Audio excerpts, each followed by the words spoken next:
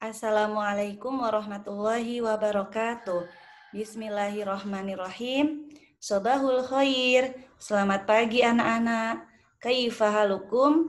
Bagaimana kabarnya hari ini? Semoga kalian selalu dalam lindungan Allah Subhanahu wa taala. Amin ya robbal alamin. Alhamdulillah bertemu lagi dengan Bu Rahma di pelajaran PAI kelas 3. Hari ini kita akan belajar materi bab 4, yaitu tentang makna Asmaul Husna, Al-Wahhab, Al-Alim, dan As-Sami'. Sebelum kita mulai pembelajaran pada hari ini, marilah kita membaca doa terlebih dahulu. Berdoa dimulai. Bismillahirrahmanirrahim. Raditu billahi robba wabil islami dina wabi muhammadin nabiyya wa rasulah rabbi zidni ilma warzuqni fahma amin.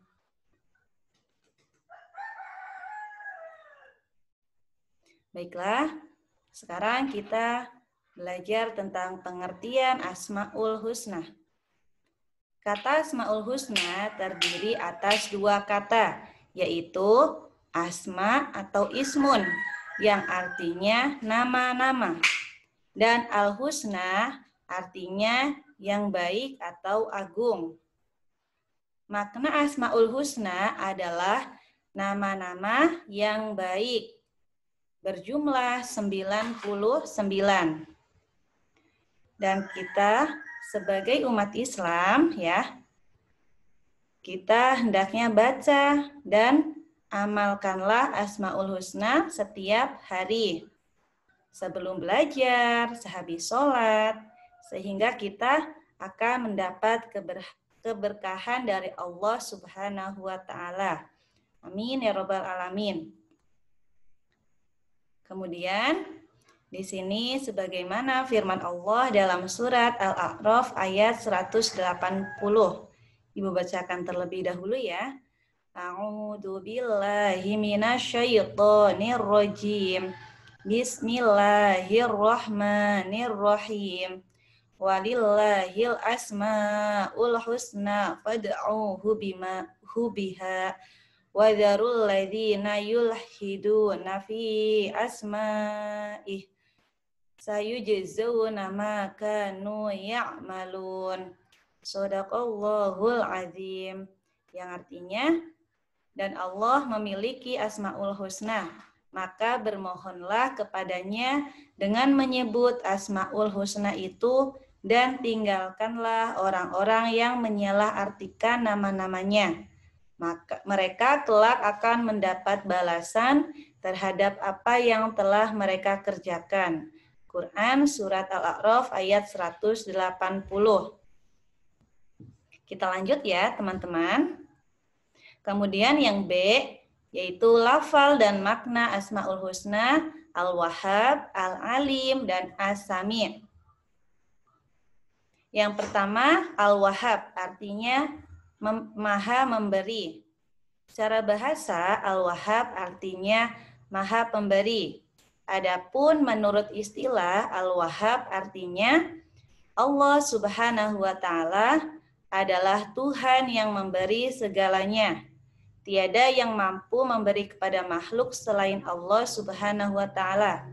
Karena Allah Subhanahu wa taala adalah maha kaya. Nah, apabila kita menginginkan sesuatu, punya cita-cita, ya, hendaknya kita hanya memohon dan meminta kepada Allah Subhanahu wa taala.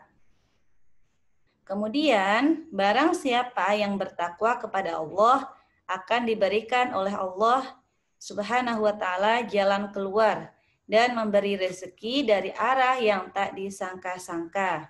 Dan Allah lah yang memberikan rezeki dari langit dan bumi. Nah, di sini barang siapa yang bertakwa, arti takwa itu yaitu orang yang menjalankan semua perintah Allah dan menjauhi semua larangan Allah. Jadi, orang yang bertakwa akan selalu dimudahkan jalannya oleh Allah. Maka dari itu, kita sebagai orang Islam ya harus menjalankan semua perintah Allah dan semua larangan Allah. Kemudian Allah berfirman dalam surat An-Naml ayat 64 ya sebagai berikut. Ibu bacakan terlebih dahulu ya. A'udzu billahi minasyaitonir rajim. Bismillahirrahmanirrahim. Amma yabda'ul khalqa tsumma yu'iduhu wa may yarzuqukum minas samaa'i wal ardh a ilahum ma'allah qul hatu burhanakum in kuntum shadiqin shadaqallahul azim, yang artinya bukanlah dia Allah yang menciptakan makhluk dari permulaannya kemudian mengulanginya lagi dan yang memberikan rezeki kepadamu dari langit dan bumi. Apakah di samping Allah ada Tuhan yang lain? Katakanlah, kemukakanlah bukti kebenaranmu jika kamu orang yang benar.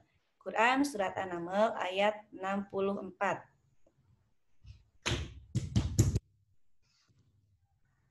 Kemudian yang kedua yaitu Al-Alim, ya.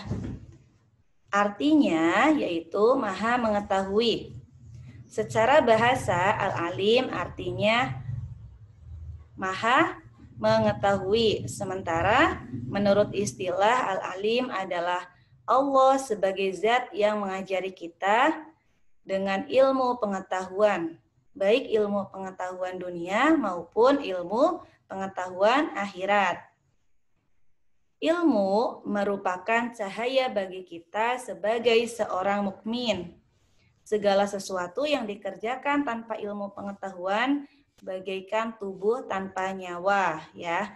Di sini misal contoh, seorang dokter itu juga harus butuh ilmu, harus tahu ilmunya dalam ilmu kedokteran, ya.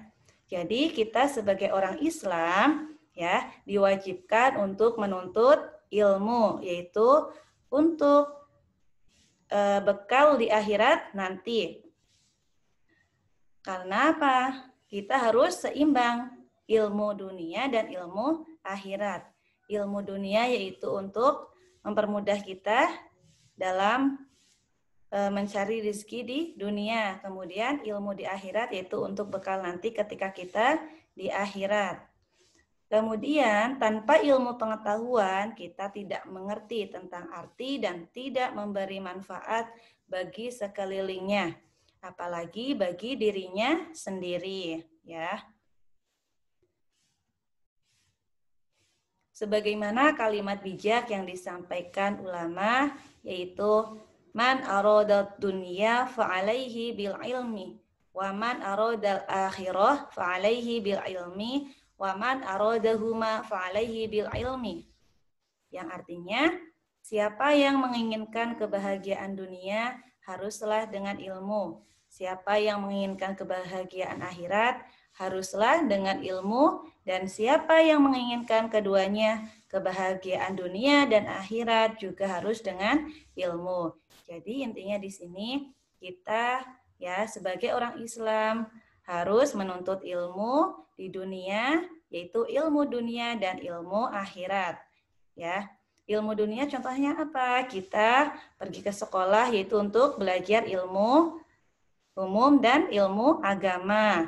Kemudian di pesantren kita untuk belajar ilmu agama supaya kita tahu tentang hukum dan larangan yang ada di dalam agama Islam, ya. Semuanya itu insya Allah tidak ada yang sia-sia, pasti akan bermanfaat. Kemudian yang ketiga yaitu As-Sami, artinya maha mendengar.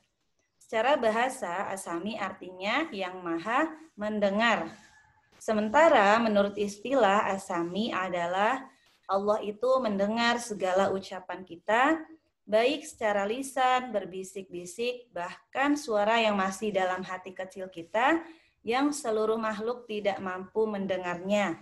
Allah itu bisa mendengar. Maka dari itu, Ya, kita sebagai umat Islam harus bisa menjaga lisan kita, yaitu dengan mengucapkan perkataan yang baik.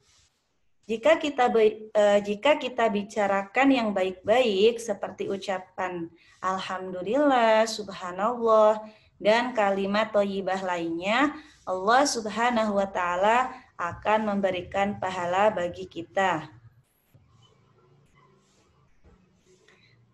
Di sini Allah berfirman ya dalam surat An-Nisa ayat 58. Ayat 85, mohon maaf. Ibu bacakan terlebih dahulu ya. A'udzu billahi minasyaitonir rajim. Bismillahirrahmanirrahim. Innallaha ni'ma ya'idzukum bih. Innallaha kana sami'an basira. Shadaqallahul azim. Yang artinya, sungguh Allah sebaik-baik yang memberi pengajaran kepadamu. Sungguh Allah maha mendengar dan maha melihat. Nah, dari sini kita sebagai umat Islam harus benar-benar bisa menjaga lisan kita dalam berbicara. Karena Allah itu maha mengetahui dan maha mendengar. Baiklah, setelah kita mempelajari Asmaul Husna, ya, Ibu harap kalian bisa memahami dengan baik dan bisa mengamalkan ilmu yang sudah kalian pelajari. Dan di sini Ibu ada tugas PAI untuk kalian di rumah. Kerjakan latihan soal di buku paket bagian A dan B, halaman 38 sampai 39 ya. Mohon maaf, ini 39 ya teman-teman. Dan Ibu mohon sama kalian tetap semangat belajarnya dan jangan lupa dijaga kesehatannya. Cukup sekian dari Ibu. Ibu mohon maaf apabila ada kekurangan atau kesalahan dalam menulis dan menyampaikan materi. Marilah kita tutup pembelajaran pada hari ini dengan mengucapkan hamdalah bersama. Alhamdulillahirabbil alamin. Sekian dari Ibu. Wassalamualaikum warahmatullahi wabarakatuh.